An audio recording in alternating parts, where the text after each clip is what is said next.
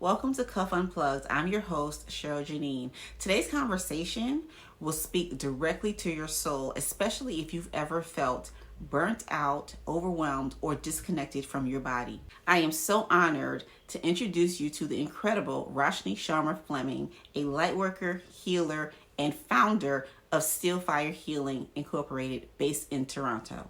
Roshni is on a mission to guide women, especially those 35 and up, back to themselves. Through energy work, holistic wellness, and deep ancestral wisdom, she helps women remember that healing doesn't have to mean hustling harder. Sometimes it means slowing down, tuning in, and choosing yourself. In this interview, we talk about the power of boundaries, the magic of rest, and why choice is the most underestimated part of a woman's healing journey. If you've been carrying the weight of unspoken trauma, struggling to trust your own intuition, or simply needing a reminder that it's okay to honor your energy, this is for you. Let's dive into this beautiful conversation with Roshni Sharma-Fleming. Awesome. So we have Roshni Sharma-Fleming here today. So Roshni, I want you to just jump right in and tell us who you are, what you do, and who you serve. So thanks, Gerald, for having me. I'm always grateful for our connection, and I'm really happy that you found me on this journey and I found you. So thanks for having me here. My name is Roshni Sharma-Fleming. I'm the CEO and founder of Still Fire Healing Inc. here in Toronto. And what we do is we serve women using heart-centered and empowering guidance using holistic knowledge. I find that the gap between when a woman feels or falls ill and the end, which is the hospital, there's a lot of gray area in there in which women feel lost. And so I'm there to shed light on that area, to bring knowledge, to teach women that there is a better way to look after yourself. And that is something that is so underrated for women that, and again, I think we're changing that narrative very slowly and steadily. If it's not selfish, if you look after yourself, it's just not. You have to do that for yourself so that you can serve others.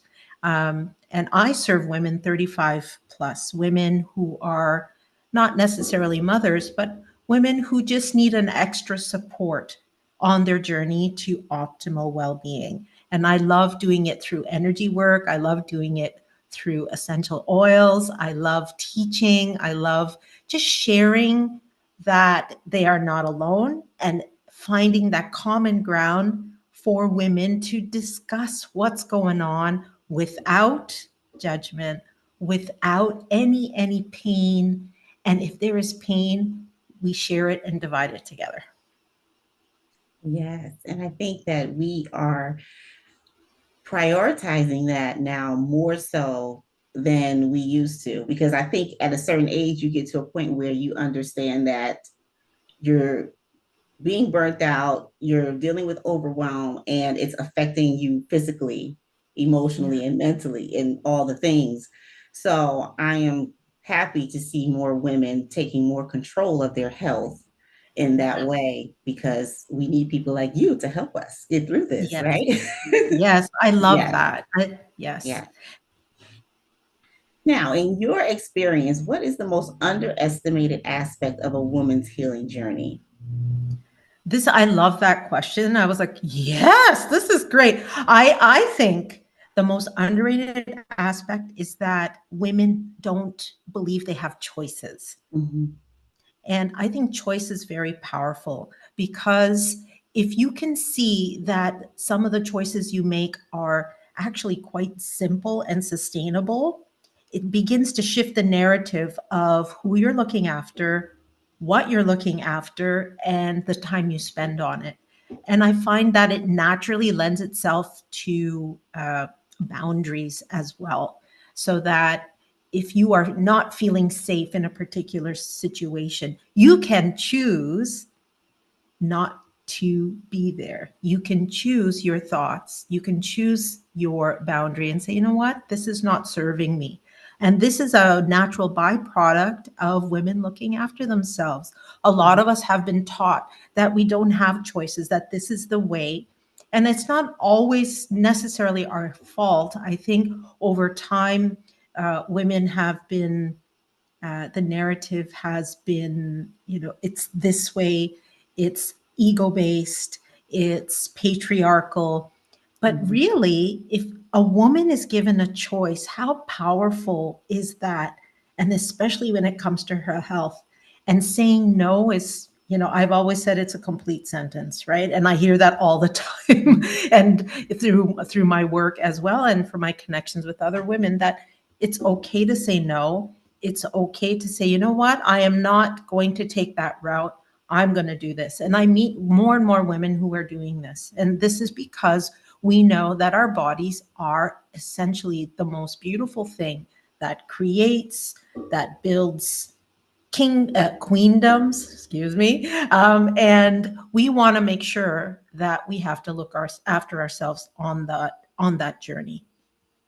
Yeah, I like how you mentioned boundaries because I feel like boundaries keep us within our limits. It doesn't limit us, but it keeps us within our own limits as far as our energy, like where we're placing that. And so we're not misplacing it in areas where we don't need to, and things like that. Because I think a lot of times we want to go the extra mile because we feel like we have to. We want to go above and beyond because we feel like we have Yeah. to, like it's a demand, and it's really not. Like we can Yes. actually set these boundaries that keep us safe health wise and well, just for our well-being. So I love how you mentioned that. And Yeah. I love that you are guiding women in this way. So yay, Roshni. Woohoo! Woohoo! Right, because we need this. We really do. I mean, like as a woman in my 40s, I can honestly say I can't do things like I did in my 20s and my 30s when I was up and doing 12 hours and 16-hour work shifts and things like that. I can't do that anymore. Amen. Like I have to I set know. limits. Yeah, I Yes. have to set Yes. limits. So I'm glad you're here to remind us about that. Yes, absolutely. Yes. Limits is good. Like you can, and I like Yeah. that. And I like that you say even that I'm actually physically not able to do that anymore, Mhm. because that is the first choice towards your authentic self, and that you're not forcing all the time. You are flowing and resting, flowing Yes. and resting. And women need to learn this, flowing and resting. And then I think the modeling around it is changing as well. And uh, being from first generation families, immigrant families, we may not have always had that modeling for rest, that it's okay to work and rest. Some of us didn't have Mhm. that. Some of us did not learn how boundaries can help sustain our mind, body, and spirit. So it's really, really important that women start to, and continue to, especially if they've already started, continue to sustain these practices, because it's very important for the longevity of our mental health as well. Mhm.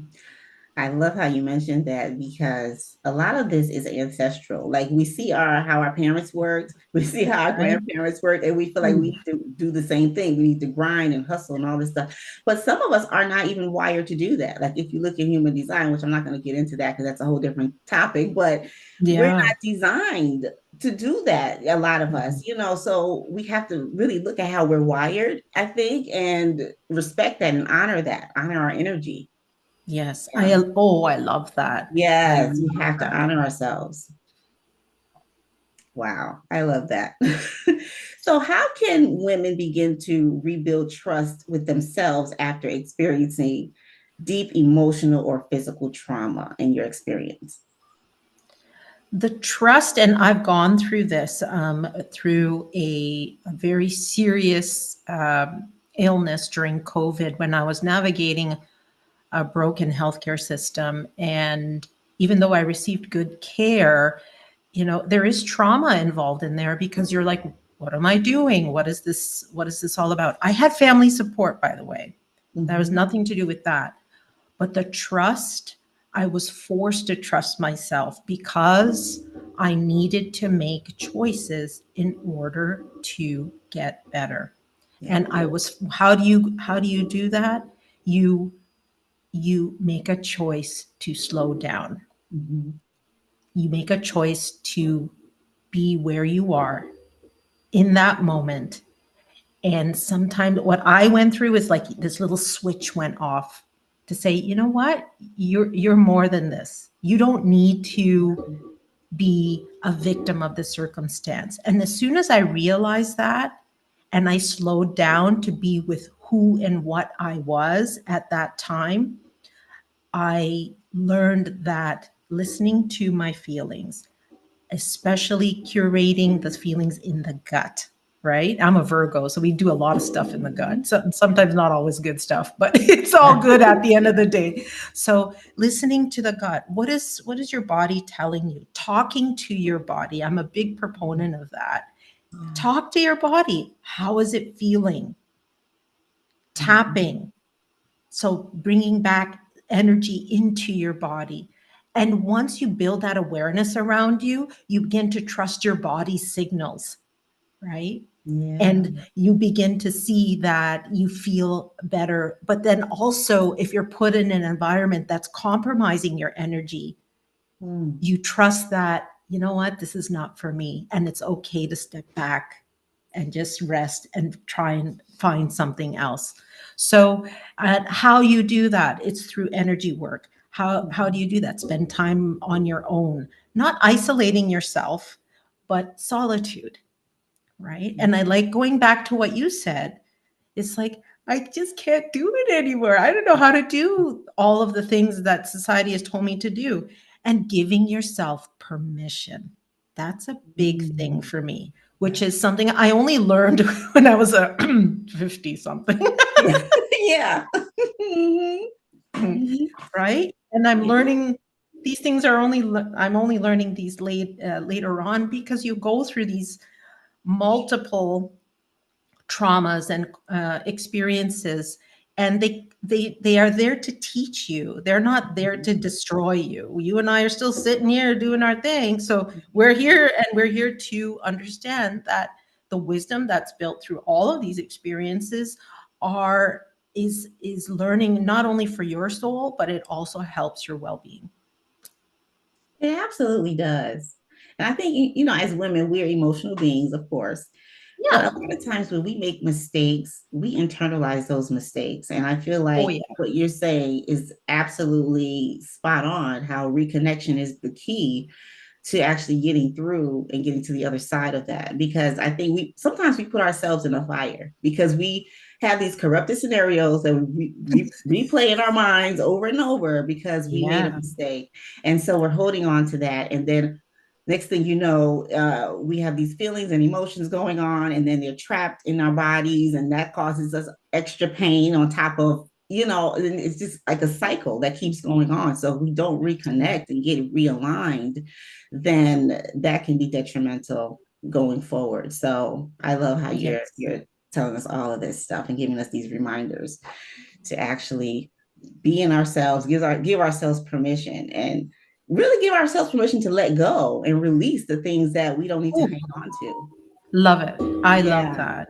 You have to. You can't, yeah, people recycle stories. Mhm. People will do that, but you're also learning Yeah. how not to be. And during the times when we recycle those stories, no matter whatever the stories are the fabric of what makes us who we are at this moment, right? And so people say, oh, forget the past. Sometimes I don't always agree with that because the past is providing that fabric for you to learn, to grow, to evolve.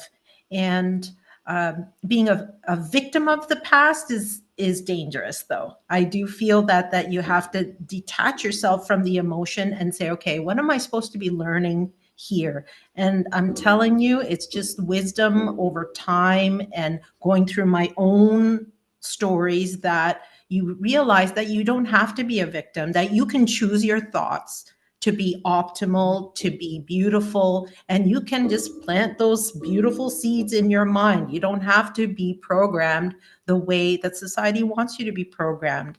And there's freedom there, Mhm. Exactly. I think at this right? stage in our lives, we are reprogramming ourselves because you learn stuff when you're a kid, and then and then you take those things, and then you become an adult, and it's like we have to relearn everything and unlearn what we learned, from before. And Mhm. yeah, so it's kind of like we're reprogramming ourselves so that we can be better humans and better women, um, Yes. for ourselves and for our families. So Yes. yeah. Absolutely. Absolutely. I love that. So, how do you personally define resilience, and how has that definition evolved through your own healing? So, resilience to me, very simply, is choices. Mhm. I always go back to choices. You choose to give yourself permission. You choose to have beautiful thoughts. You choose to face what you need to face and then choose your next steps. And I think that's where women's empowerment becomes very powerful, because choice is a huge component about everything that we do for our kids, for ourselves, for our families, for our careers. It's all about choice. And so I define resilience very simply as choosing to take your story with you or not with you. And if you're taking it with you, you choose to detach yourself from the pain, that perhaps the trauma, the micro traumas, big traumas, and you choose to accept who you are. So after going through all of those choices, accept where you are and then push forward. Because if you accept where you are, you will feel and have the space and grace to bloom. So Absolutely. that's how I define resilience, in my opinion. Yeah. Yeah, and I think we can also give ourselves permission to rewrite stories that we no longer we no longer Oh, want yes. to attach ourselves to. This. Yeah, yeah. I love that. I love. Right. And rewriting it, and even physically rewriting it, taking a journal, Yeah. writing down. That's what I do. I write, like, and you know that I love Oh yeah, writing, you and I love thank you writing. for, Yeah, yeah, I yeah. love it. And then thanks for inviting me to Cuff as well for that, because it helps it helps to kind of dust off the day or Mhm. the lifetimes of lessons that you've had. So writing's so important as It well. is. It is because we regurgitate so much stuff anyway. It's like, why don't we get it out? Just get it out and Get it write out. it. And write it. By the end of the day, you never know. I know. You might I have a know. whole book in 30 days, like just write. Oh, I love Yeah. it. Yeah, Ooh. So when absolutely. are you writing your book? Right? When are we writing a book? I have a book Yeah. written. I have two, three books written Ooh, already. So yeah. I But yeah, love it. we have to get it out. We have to. I love that. This is such a great thing for us to do in our healing journey. And there's so many things that you can do on your healing journey, but writing is definitely one of those things, along with a lot of other things that you help women with. So let's talk about what you have to offer. Sure, thank you. I am a light worker and healer. So don't, make no mistake, I don't sit on top of a mountain and dictate what everybody should do. I have gone through the mud. I am a woman. I've gone through illness. I've gone through traumas, big traumas and little traumas. And so I'm not here to tell you what to do. I'm here to create a space with you so that you can heal yourself. So I am basically your mirror. How do I do that? I do that through energy work, Reiki, uh, EFT, miracle writing, which is stream of consciousness writing, back and forth. I also look at other modalities such as tarot cards, all of these little bits and bytes of information that helps to inform one's journey. I can pull that in as well. I have a lot of practical tools for women who want to look after the physical body, because as you and I both know, if you feel good on the inside, the outside starts to shift too. So I do Visera scanning, which scans the eyes, and we find baseline foundational wellness plans for women in that way. Why is that important? Well, if you have a lot of stuff going on, a scan like that can help you to reset and start at a particular point, and then you can dive in to say, okay, I need to look after my adrenals, I need to look after my heart, I need to look after my muscles. And so a lot of that is practical. And so I do woo woo, but then I do a lot of the practical stuff as well, which is really, really important to me. I also do career transition support as well. Women who are like shifting in their career, maybe they're shifting out of their career, which is what I've done as well. And they need support. They need someone to say, you know what, I know these are your goals. Let me help you. And so I'm there not to fix, just to be another soul who sees and who and what you are, and to see your potential and to walk you home. Oh, I love that. Yeah. Yeah. So where can they find all of this information and contact you for your services? Sure. You can contact me on LinkedIn. I'm there. I'm also at www.stillfirehealing.com. And then I'm also on Instagram at stillfirehealing888. So you can contact me there as well. Or they can all even contact you, because you know me and I know you. So Right. so lots of ways to connect with me, and yeah, reach out anytime. I'm here to serve and help you. Oh, thank you, Rajni. It was a joy to have you and to have this conversation today. Thank you so much, Cheryl, for having me here today. Stay blessed. Thank you. You too.